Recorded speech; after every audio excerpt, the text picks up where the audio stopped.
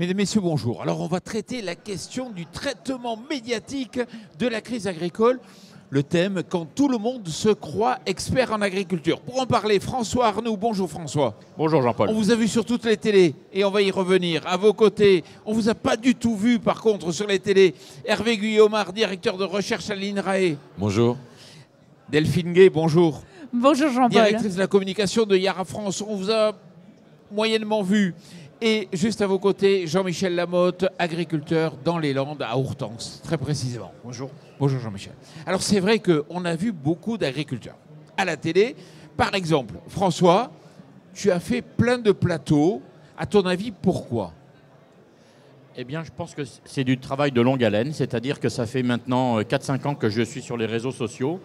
Et quand les médias se sont intéressés à notre mouvement il y a quelques mois maintenant, eh bien, ils se sont dit, tiens, lui, on le sait, lui, on sait qu'il est là. Et bon, donc, on était visible et ils nous ont appelés. Oui, mais super, les agriculteurs. On vous a formés, vous avez été formatés par le monde agricole pour être des porte-paroles. Et résultat, France Agricultos, on vous voit partout, mais vous n'êtes pas un syndicat. Vous ne représentez pas le mouvement agricole. Ah. Et pourtant, on vous a plus vu que les syndicats. Alors, moi, je suis dans l'électron libre aujourd'hui. C'est vrai que je suis ambassadeur Agri Demain, France Agritwitos, Passion Céréales, mais je m'affiche en tant qu'agriculteur et je parle de mon métier. Ouais. Et on fait abstraction de tout le reste. Non, vous avez parlé vous avez parlé de vraies questions syndicales. Excusez-moi François, on se connaît bien sûr. Mais c'est ça qui est intéressant à analyser. Aujourd'hui, vous êtes tellement médiatique que vous représentez la profession agricole. C'est ça, et ça n'empêche pas de parler de sujets portés évidemment par les syndicats, mais je veux dire, l'étiquette, eh bien, on peut aussi un petit peu la mettre en dessous. C'est pour ça que les portes s'ouvrent aussi, parce que c'est l'électron libre. On n'a pas inventé l'eau chaude, hein, on a tous la même parole, sauf ou presque, mais en tout cas, on défend la même cause. Et je pense que là, on était visible, parce que justement, à un moment donné, quand on nous appelait, quand on voulait parler à la profession, il y avait 2 ou 3 personnes qui étaient identifiées. Vous êtes des bons clients. Voilà. Ce qu'on appelle les bons clients en journalisme. C'est-à-dire, on sait comment vous identifier, vous parlez bien et vous représentez bien le monde agricole. Vous êtes des agriculteurs, donc légitimes, pour en parler. C'est un débat, hein, vous pouvez réagir en direct, Delphine. Non, mais je ne vais pas oser couper la parole à François. C'est pas ce qui passe... Ah oui, d'accord. Tu peux, Delphine. Non, je n'oserais pas.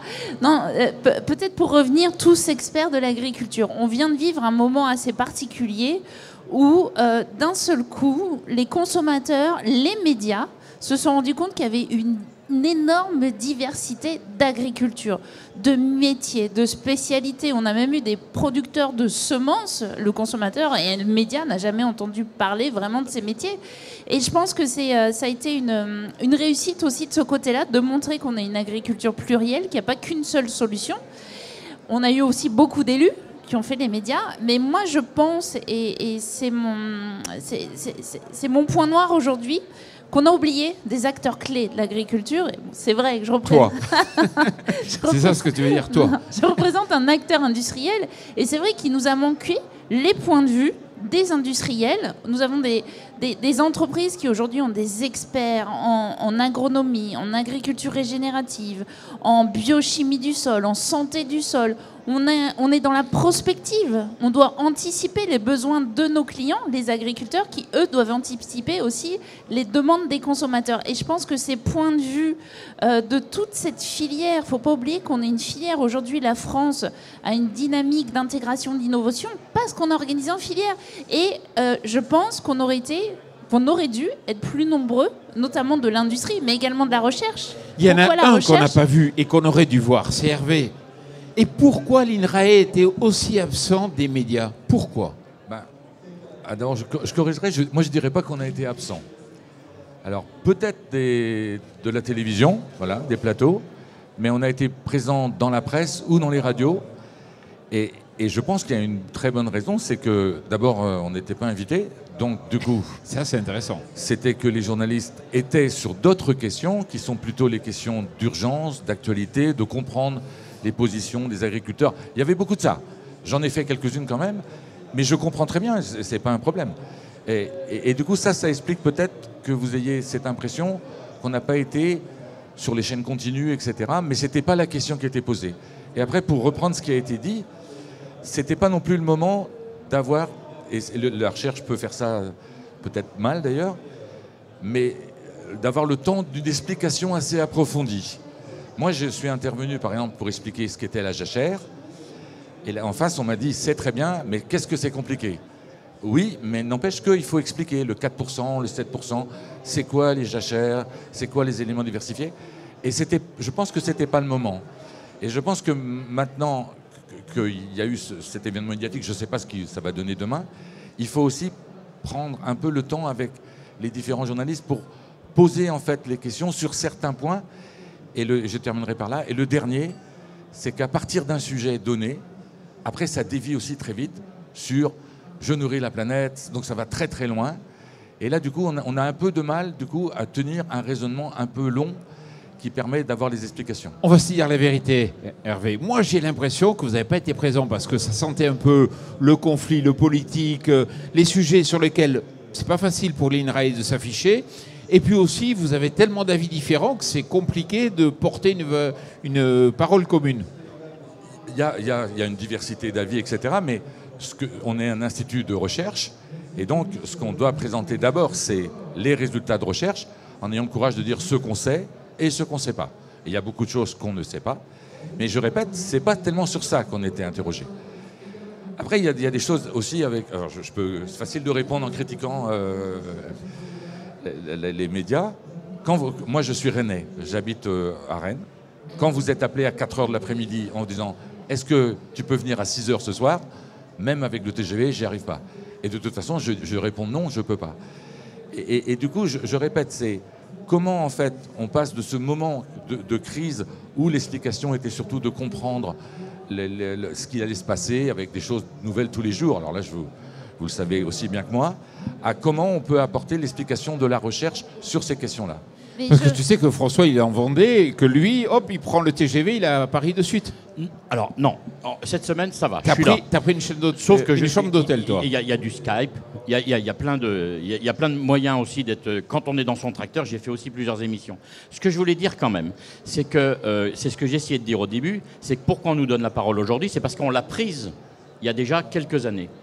Et pourquoi on l'a prise? On peut aussi en parler. Pourquoi on l'a prise? Parce qu'il y avait trop de personnes qui parlaient à notre place. Moi, j'étais anti-réseaux sociaux. Je dis, qu'est-ce que c'est que ce truc d'avoir 8000 amis? On n'en a même pas 5 dans la vraie vie. Je dis, qu'est-ce que c'est que ce truc? Sauf qu'à un moment donné, j'en avais marre qu'on prenne la parole à ma place, sur les médias, sur les plateaux, et j'en avais franchement marre. Et en fait, par les petites vidéos de 2 minutes, donc il ne suffit pas d'aller sur la télé, 2 minutes, je suis dans mon tracteur, voilà ce que je fais. Ça ne marchait pas au début. Pourquoi? Parce qu'en fait, je ne montais pas ma bouille. Et on m'a dit, David Forge, que je remercie, David Forge m'a dit, monte ta tête. Je dis, oui, mais je ressemble à rien. Il me dit, non, si. surtout, tu fais voir ta tête. Et ça a déclenché le truc. Ça veut dire qu'à un moment donné, quand on a envie de prendre la parole, eh bien, on peut le faire. Par contre, ce n'est pas au moment de la crise qu'il faut la prendre. C'est avant. Et là, on a eu tout l'effort d'explication. Et je ne fais pas que de la télé, on fait des réseaux sociaux, et c'est comme ça qu'on est visible. Et c'est là où je me dis que, par exemple, des gens comme l'INRA, vous avez beaucoup de choses à dire, mais ce n'est pas effectivement à ce moment-là, c'est avant qu'il faut le faire. Alors maintenant, ça va être après.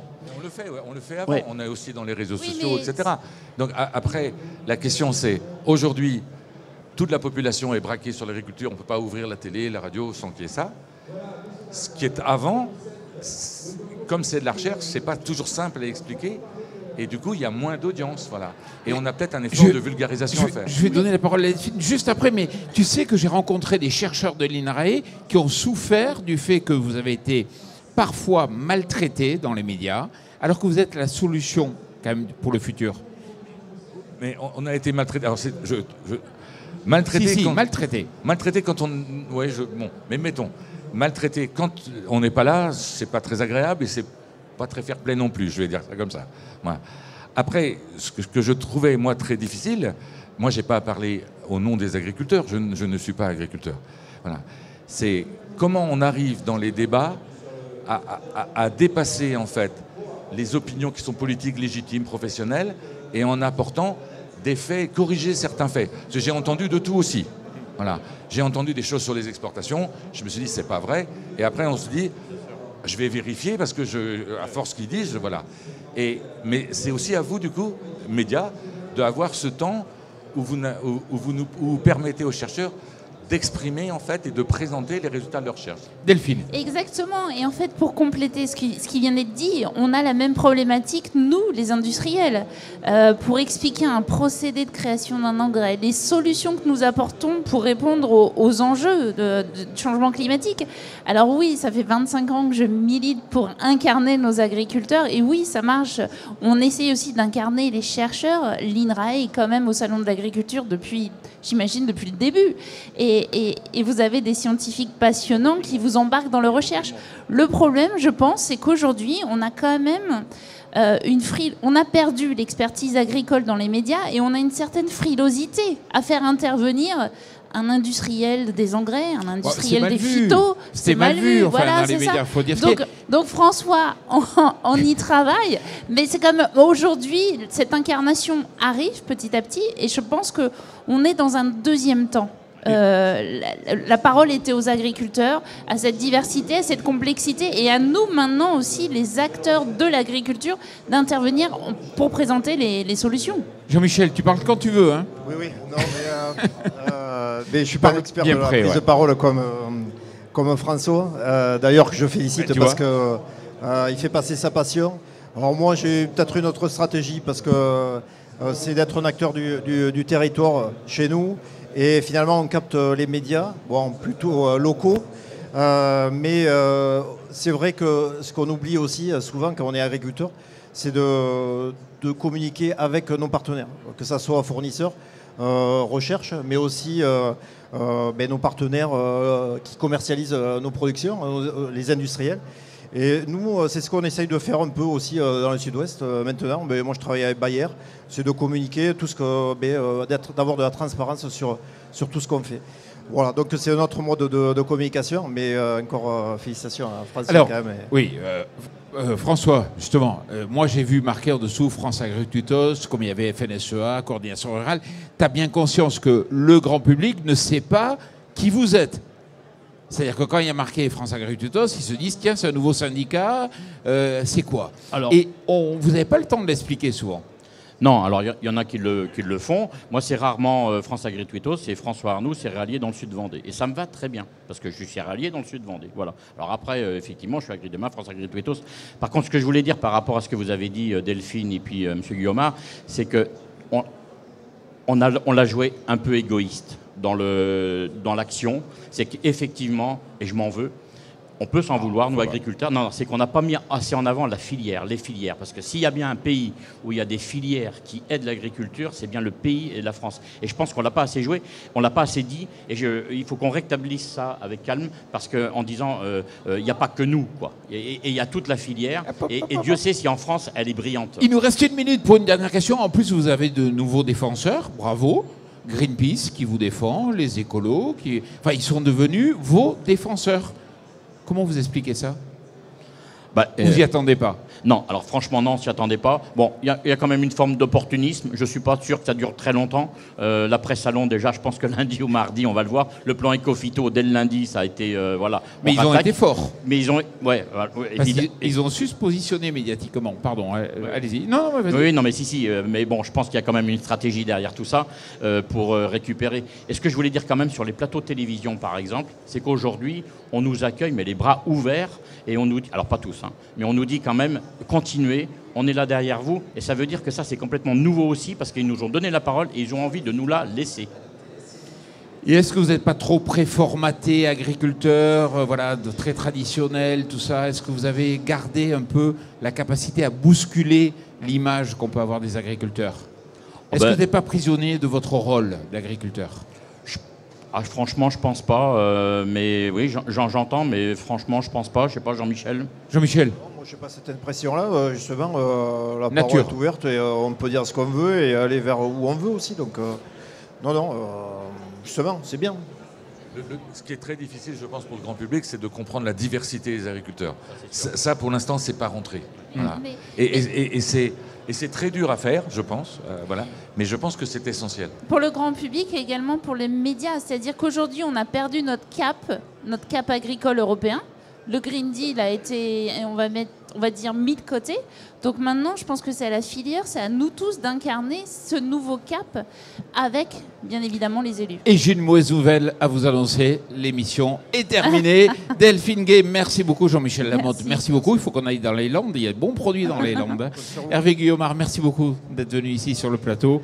Et François Arnoux, merci. Et surtout, merci à vous. Merci.